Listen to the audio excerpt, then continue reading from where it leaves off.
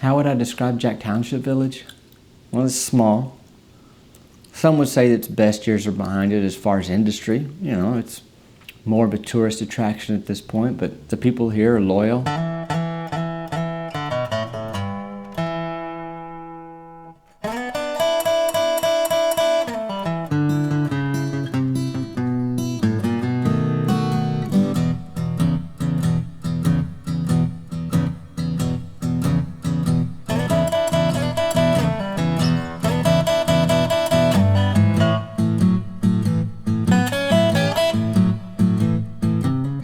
Got great areas for people just to come and relax. You can get away to nature. A lot of people do and reflect. And you have to remember, getting outdoors for this town is kind of a big deal.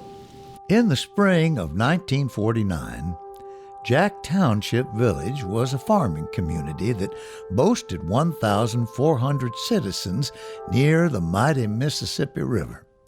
And it was during this sleepy spring that this community would be changed forever.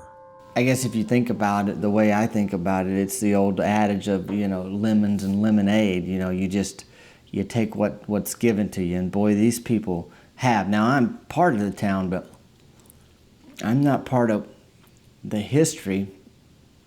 I didn't feel it like they felt it, I guess is the best way to put it. Two best friends had a riff that would be felt in every household of Jack Township Village.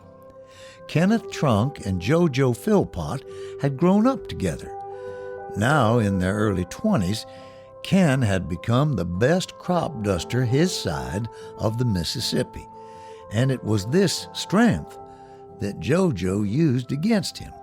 As the story goes, Ken dated and subsequently disrespected JoJo's sister, and the friendship was permanently fractured at that point. There was no going back. Philpott quickly regretted his next choice. With easy access to produce because of his father's job as a wholesale grocer, JoJo replaced the chemicals in Kenneth's crop duster with 775 pounds of finely crushed jalapeno. And unbeknownst to Ken, he proceeded to crop dust 20 acres of corn with very potent jalapeno. Somehow this attracted wild peacocks like nothing had before. Now, there have sure been peacocks, one or two in a yard, but this was a full-on tornado of peacocks. Wild peacocks got a hold of this field of corn, and it became a love-hate relationship between them. The peacocks had to have it, but it seemed to affect them adversely. They became agitated and stormed Jack Township Village. It became known as the Peaknado, and no one saw it coming. Kids got the brunt of it. You have to remember at this time there were no video games, and kids primarily worked and played outdoors until sundown, and during harvest it might be till sun up. Children would be playing jacks, jump rope, and marbles, and as they played, these agitated peacocks would peck the ears of the children. I was told sometimes they'd land 4 or 5 pecks before a child got their ears covered.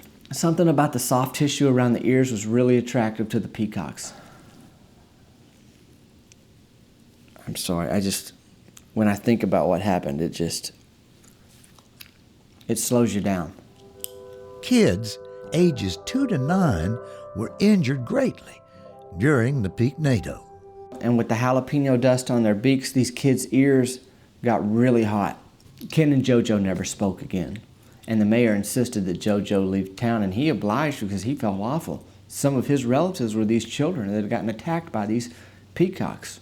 It was one of those things where the town just didn't know how they would recover. And then, Baby Picture Day was born.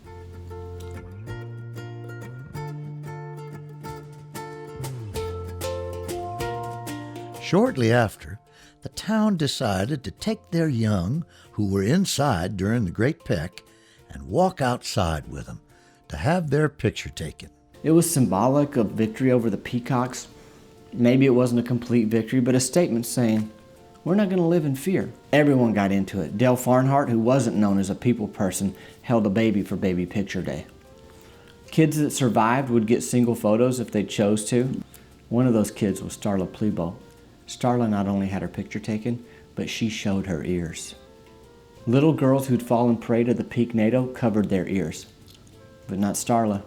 It was as if she was shaking her fist at those peacocks saying, "I'm still here. I'm still here." In the midst of the recovery, JoJo's dad, Tito, had an idea.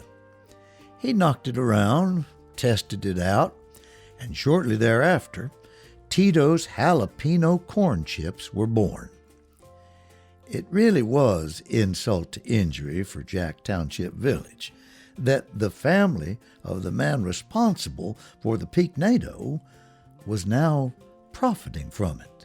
To be fair, the opportunity was right under the nose of Jack Township Village. They didn't even sniff it.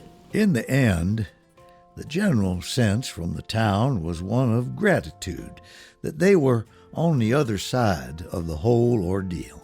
Say what you want, but this is a resilient group of citizens. They came out of this tragedy with their story and, for the most part, their ears.